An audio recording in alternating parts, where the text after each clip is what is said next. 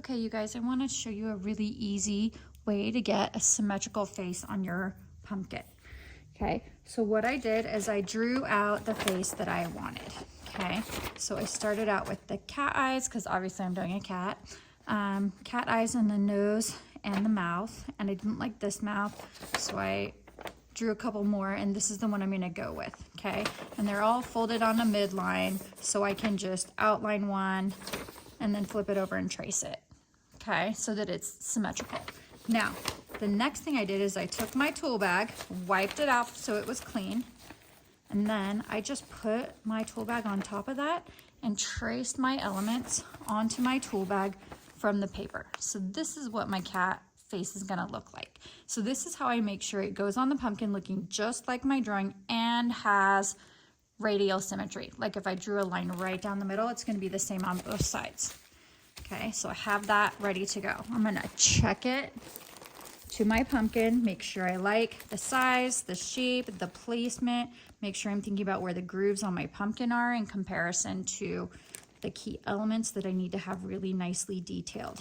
Okay, now I'm gonna take my pumpkin, I'm gonna put it back on my lap, and it's been sitting out for about, I would say 35 minutes, 40 minutes, okay? And let me tidy up that top a little bit. Okay, so we're always looking at good craftsmanship, making sure everything looks the way we want it to look, doesn't have any little clay wads or little burrs.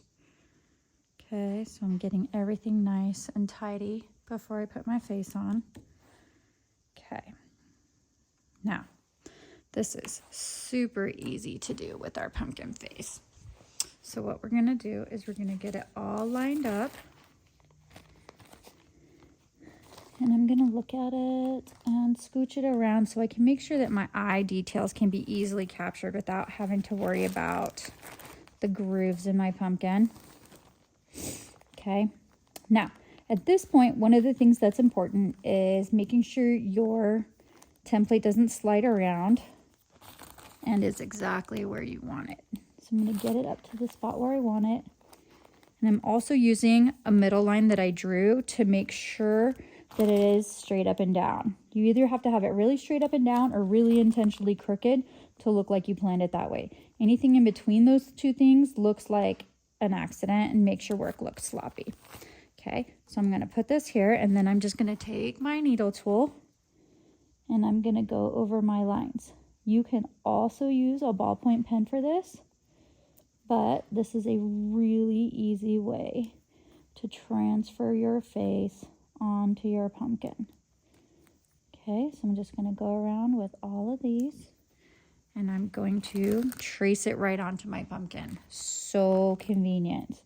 And it gives you the ability to get your exact thing drawn on there. Now, one thing, if you use a needle tool, is if you poke holes in your bag, then your bag is no longer airtight. So keep in mind. Okay, one of the solutions for that is just use a ballpoint pen. Okay, so I can come over here and do the exact same thing with a pen. Because it's got a little roller ball in there, it's going to do the same thing without poking holes and makes it easy to keep track of where you have already traced. Okay, so very convenient. Very simple way to get your design onto your pumpkin. And we do have a cup with Sharpies in it in the student work area. So you can, or student supply area, so you can grab that pretty easily. And just before you go on from one part to the next, check and make sure you got all the elements from that area before you move on to the next one. Okay, very quick way to get your pumpkin face onto your guy. You can also just do this by putting the piece of paper straight on top, but I like to be able to see what I'm doing, which is why I put it on my plastic bag. And any clear or almost clear plastic bag will work for this.